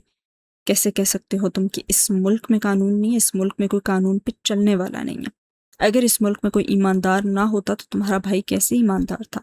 ये मुल्क जिंदा कैसे अगर इसमें वाकई में कानून ना हो। और प्लीज़ मत शुरू करना मेरे सामने अपने ट्रायल का जिक्र। हाँ ठीक है, नहीं हुआ तुम्हारा फेयर ट्रायल, तुम बरी भी ब्लैकमेलिंग के जरिए हुए, तुम्हें इंसाफ नहीं मिला अदालत से, लेकिन अपने इस बददिमाग से दिमाग में ये बात बिठा लो फारिस गाजी कि इस मुल्क बल्कि दुनिया के हर मुल्क की अदालतें इंसाफ की अदालतें नहीं होती, वो कानून की अदालतें होती हैं। अगर इस मुल्क में कानून ना होता तो मुजरमों को मुल्क से रातों रात भागना तो ना पड़ता, लोग गवाहियों को ना खरीदते या सपोर्ट पे बैक डेट में एग्जिट स्टैंप ना लगाते। अगर इस मुल्क में कानून ना होता तो मुजरिम धड़ल्ले से जुर्म करके अदालत में तस्लीम भी कर लेते, मगर कोई नहीं तस्लीम करता अदालत में, क्योंकि उसे पता है कि अगर तस्लीम किया तो फैसला कानून के मुताबिक होगा। इस मुल्क में अदालतों ने कई दफ़ा हर खतरे और हर धमकी से बेखौफ होकर बड़े बड़े निडर फैसले किए हैं। इस मुल्क में बड़े बड़े लोगों को उन छोटे छोटे जजेस ने जेल भेजा है। अगर इस मुल्क में कानून ना होता तो कोई एक शख्स भी रात को सो ना सकता, मगर हम सब सोते हैं क्योंकि सबको मालूम है कि अभी इतनी भी अंधेर नगरी नहीं हुई। कानून कमज़ोर है, बेबस है, मगर वो है, और वो है तभी तो उससे गिला है। इस मुल्क में फारिस गाजी कानून है, और चाहे तुम इसे मानो या ना मानो, वह कानून मुझसे, तुमसे, हम सबसे ऊपर है। इसलिए आइंदा मेरे सामने ये कहने की हिम्मत ना करना कि इस मुल्क में कानून नहीं। सुना तुमने? बेरब सांसों के दरमियान गुस्से और बेरहमी से गुर्राते हुए कह रही थी और खामोशी से देखता सुनता रहा। जब जोर का झनाका हुआ, जुमर ने जो कांच की नाजुक बोतल बेहद सख्ती से भेंच रखी थी उसके हाथ में टूट गई थी। वो एकदम पीछे गोटी और छन छन टुकड़े नीचे गिरे। वो तेजी से उसकी तरफ लपका और उसका हाथ पकड़ा और कांच अंदर भी लगा था और खून गिर रहा था और तेज तेज सांस लेती जुमर नाराजी से हाथ निकालने की कोशिश की, मगर उसने दूसरे हाथ से उसकी कलाई भी पकड़ ली और फिर खफा नजर जुमर के दहकते गुलाबी चेहरे पर डालकर आहिस्ता से कांच निकालने लगा। दर्द की शिद्दत से उसकी आंखें बंद कर ली, फिर फौरन खोलनी कि उनमें पानी दर आया था। यही चाहते थे ना तुम कि मैं तुम्हारे सामने टूटूं, रोऊं? आंसू अंदर उतारती वो उसी बरहमी से बोली तो आवाज़ भीगी हुई थी। और फारिस ने कांच निकालते चौंक कर उसे देखा और जैसे कुछ कहने लगा था, जैसे इनकार करने लगा था, मगर फिर खामोशी सर झुकाए कांच निकाला। खून एकदम तेजी से बहने लगा और हथेली के एन वस्त में कट लगा था। उसने इधर उधर किसी चीज़ की तलाश में देखा, मगर कुछ भी नहीं था, तो एक हाथ से उसकी कलाई पकड़ा और दूसरे हथेली पर रख कर दबाया। अपने हाथ पे खून आलूद होने लगे और चंद बूंदें नीचे भी गिरी और दोनों इसी तरह चंद लम्हे खड़े रहे। फिर उसने नजर उठाकर देखा और वो उन्हीं गिला आमेज नजरों से देख रही थी।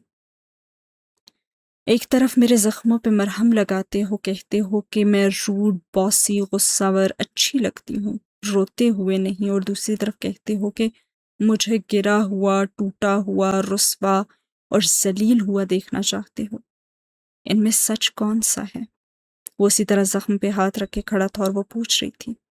अगर वो रेस्टोरेंट वाली बातें सच थीं तो पिछली हर बात झूठ थी और ये भी झूठ है। उसने झटके से अपना हाथ निकालना चाहा, मगर उसने मज़ीद मजबूती से पकड़ लिया। 1 मिनट, खून रुकने दें। पता है क्या फारिस, वो उसी शौक के अंदाज में बोल रही थी, तुम 2 दिलों के साथ जी रहे हो। एक में जरताशा से मोहब्बत ना करने का गिल्ट है और एक में मुझसे बहुत ज़्यादा मोहब्बत कर लेने का गिल्ट है। तुम्हारे ये दोनों दिल झूठ बोलते हैं। जरताशा से मोहब्बत थी तुम्हें और तुम्हारी सोच से ज़्यादा थी। ये सिर्फ गिल्ट नहीं है जिसकी वजह से लड़ रहे हो इसके लिए, اور رہی میں؟ اس نے پھیکی پلکیں بند کر کے آنسو اندر اتارے اور جب آنکھیں کھولی تو وہ خشک تھی۔ تو مجھ سے تمہیں زرتاشا سے کئی گنا زیادہ محبت ہے، مگر وہ اتنی اونچی اور عظیم نہیں ہے کہ تم اس میں ہر چیز کو معاف کر دو، نہ وہ اتنی کمزور و کھوکھلی ہے کہ تم اس میں مجھے گرا ہوا دیکھنے کی خواہش کرو۔ اللہ نے نہیں بنائی کسی آدمی کے سینے میں دو دل، تمہیں اپنے دل کو ایک جگہ ایک طرف رکھنا ہوگا اور خود سے سچ بولنا پڑے گا۔ اور فارس چند لمحے اسے دیکھتا رہا اور دیکھتا ہی رہا، اور پھر چہرہ جھکائے اپنا ہاتھ ہٹا کر دیکھا۔ ہتھیلی کے کٹ سے بہتا خون رک چکا تھا، اور اسی طرح اس نے زمر کا ہاتھ اوپر کیا اور لبوں سے لگایا، آنکھیں بند کی، چند لمحے، چند سانسیں، پھر چھوڑ دیا اور 2 قدم پیچھے ہٹا۔ اپنا خیال رکھا کرے، یہ بھی جھوٹ ہے۔ زمر نے دکھ سے اسے دیکھا اور اپنی چیزیں اٹھائے باہر نکل گئی، اور پھر الٹے قدموں واپس آئی اور اد کھلا دروازہ زور سے دے مارنے کے انداز میں بند کیا، اور اس کی دھمک اب کتنی ہی دیر دونوں کے کانوں میں گونجتی تھی، اور سین ہوا ختم۔ اسی کے ساتھ اس ایپیسوڈ کو بھی کرتے ہیں ختم۔ رائٹر اس طرح سے فارس اور زمر کی سٹوری کو بیان کر رہی ہیں کہ ہم اس بات کو سمجھنے سے قاصر ہیں کہ کیا واقعی میں زمر کو محبت ہوگی یا فارس سے، یا فارس کو ایکچول میں ابھی بھی محبت ہے زمر سے، یا وہ واقعی میں زرتاشا سے زیادہ محبت کرتا تھا اور ہے۔ پرواہ بھی ہے، غصہ بھی ہے، دکھ بھی ہے، تکلیف بھی ہے، سب ہے، لیکن کردار کچھ اس طرح سے مصنفہ ان کے لکھ رہی ہیں کہ آڈینس کو کلیئر نہیں ہو رہا ہے کہ ایکچول میں کیا ہے، لیکن اتنا تو پتہ ہے کہ دونوں کو ایک دوسرے کی بہت پرواہ ہے۔ تو جی جناب، کیسی لگی آج کی آپ کو یہ ایپیسوڈ؟ ضرور بتائیے گا کامنٹ سیکشن میں۔ ملتے ہیں اگلی ایپیسوڈ میں، تب تک کے لیے رکھیے اپنا بہت سارا خیال۔ اللہ حافظ۔